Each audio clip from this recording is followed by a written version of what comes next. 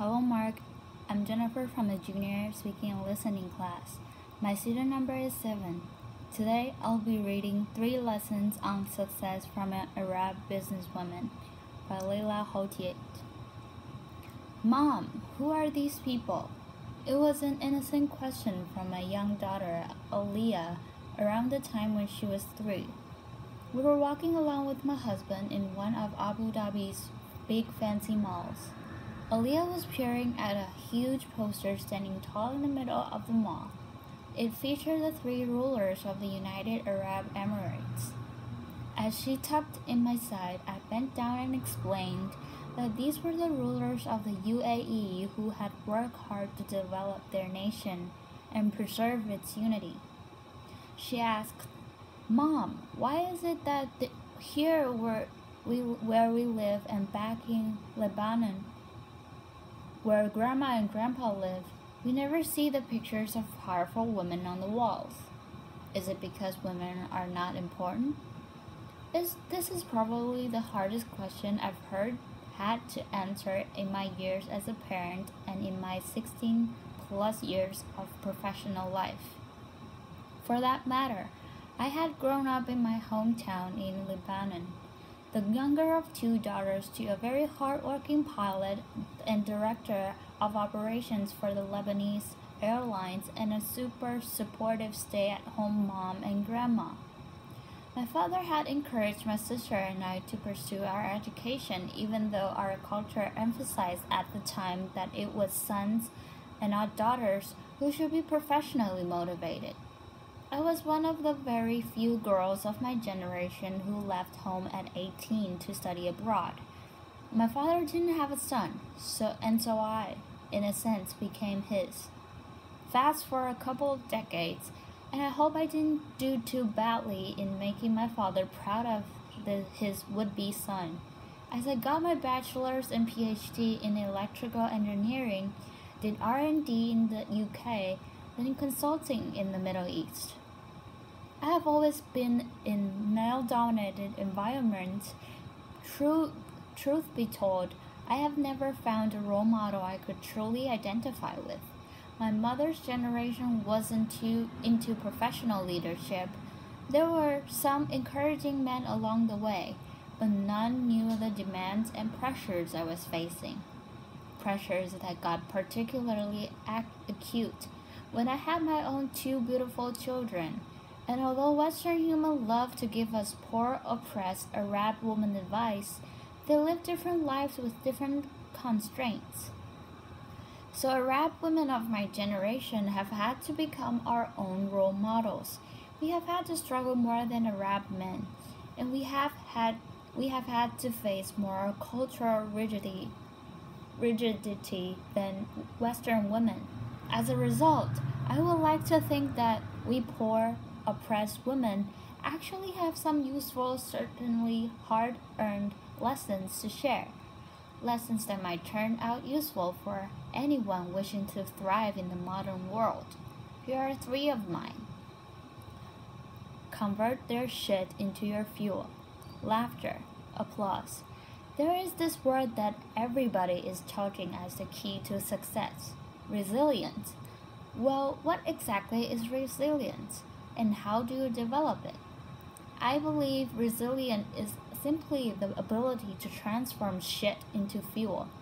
In my previous job, well before my current firm, I was working with a man we will call John. I had teamed up with John and was working hard, hoping he would notice how great I was, that he would come to support my case to make partner at the firm. I was, in addition to delivering on my consulting projects, writing passionately on the topic of women economic empowerment. One day, I got to present my research to a room full of MBA students. John was part of the audience, listening for the first time to the details of my study. As I proceeded with my presentation, I could see John in the corner of my eye. He had turned to a dark shade of pink and had slid under his chair in apparent shame. I finished my presentation to an applauding audience, and we rushed out and jumped into the car. There he exploded, What you did up there was unacceptable. You are a consultant, not an activist, I said. John, I don't understand. I presented a couple of gender parity indices and some conclusions about the Arab world. Yes, we do happen to be today at the bottom of the index, but what is it that I said or presented that was not factual? To which he replied, the whole premise of your study is wrong. What you are doing is dangerous and will break the society fabric of our society. He paused, then added, when women have children, their place is in the home. Time stood still for a long while, and all I could think and repeat in the chaos of my brain was, you can forget about that partnership, Leila. It's never going to happen. It took me a couple of days to fully absorb this incident and its implications, but once I did, I reached three conclusions. One, that these were his issues, his complexes. There may be many like him in our society, but I would never let their issues become mine. Two, that I needed another sponsor and fast. Laughter. I got one, by the way, a boy, and boy, was he great. And three, that I would get to show John that women with children can do. I apply this lesson equally well to my personal life as I have progressed in my career. I have received many words of encouragement, but I have also often been met by women, men, and couples who have clearly had an issue with my husband and I having chosen the path of a dual career couple. So you get this well-meaning couple who tells you straight out at a family gathering or at a friend's gathering that, come on, you must know you're not a great mom, given how much you've invested in your career, right? I would lie if I said these words didn't hurt. My children are the most precious thing to me, and the thought that I could be failing them in any way is intolerable. But just like I did with John, I quickly reminded myself that these were their issues, their complexes. So instead of replying, I gave back one of my largest smiles as I saw a flashing light. The following sign in my mind's eye. Be happy. It drives people crazy. Applause. You see, as a young woman in these situations, you have two options. You can either decide to internalize these negative messages that are being thrown at you, to let them make you feel like a failure, like success is way too hard to ever achieve, or you can choose to see that others' negativity is their own issue and instead transfer it into your own personal fuel. I have learned to always go for option 2, and I have found that it has taken me from strength to strength. And it's true what they say. Success is the best revenge. Some women in the Middle East are lucky enough to be married to someone supportive of their career. Correction, I should say smart enough. Because who you marry is your own choice, and you'd better marry someone supportive if you plan to have a long career. Still today, the Arab man is not an equal contributor in the home. It is simply not expected by our society and even frowned upon us as not very manly. As for the Arab woman, our society still assumes that her primary source of happiness should be the happiness and prosperity of her children and husband. She mostly exists for her family. Things are changing, but it will take time. For now, it means that the professional Arab woman has to somehow maintain the perfect home, make sure that her children's every need is being taken care of, and manage her demanding career. To achieve this, I have found the hard way that you need to apply your hard-earned professional skills to your personal life. You need to work your life. Here is how I do this in my personal life. One thing to know about the Middle East is that nearly every family has access to affordable domestic help. The challenge therefore becomes how to recruit effectively. Just like I would in my business life, I have based the selection of who would support me with my children while I'm at work on the strong referral. Christina has worked for the 4 years with my sister, and the quality of her work was well established. She's now an integral member of our family, having been with us since Aaliyah was 6 months old. She makes sure that the house is running smoothly while I'm at work, and I make sure to empower her in the most optimal conditions for her and my children, just like I would my best talent at work. This lesson applies whatever your child care situation, whether an au pair, nursery, part-time nanny that you're sharing with someone else. Choose very carefully and empower. If you look at my calendar, you see every working day 1.5 hours from 7 p.m. to 8:30 p.m. UAE time blocked and called family time. This is sacred time.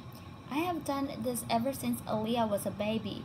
I do everything in my power to protect this time so that I can be home by then to spend quality time with my children, asking them about their day, checking up on homework, reading them a bedtime story, and giving them lots of kisses and cuddles.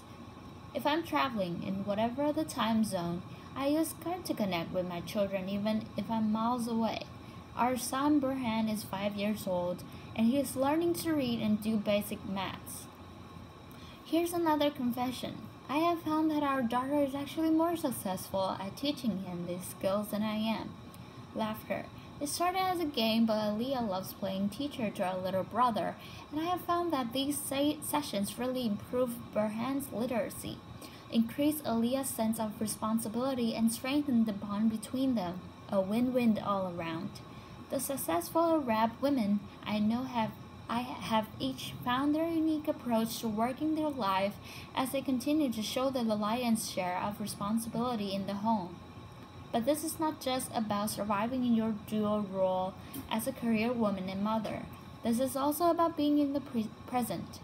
When I'm with my children, I try to leave work out of our lives. Instead of worrying about how many minutes I can spend with them every day, I focus on turning these minutes into memorable moments. Moments where I'm seeing my kids, cheering them, connecting with them. Join forces, don't compete. Arab women of my generation have not been very visible in the public eye as they grew up. This explains, I think, to some extent, why you find so few women in politics in the Arab world. The upside of this, however, is that we have spent a lot of time developing a social skill behind the scenes, in coffee shops, in living rooms, on the phone, a social skill that is very important to success, networking. I should say the average Arab woman has a large network of friends and acquaintances. The majority of those are also women. In the West, it seems like ambitious women often compare themselves to other women hoping to be noticed as the most successful woman in the room. This leads to the much spoken about competitive behavior between professional women.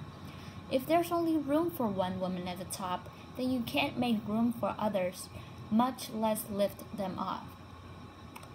Arab women, generally speaking, have not fallen for this psychological trap. Faced with a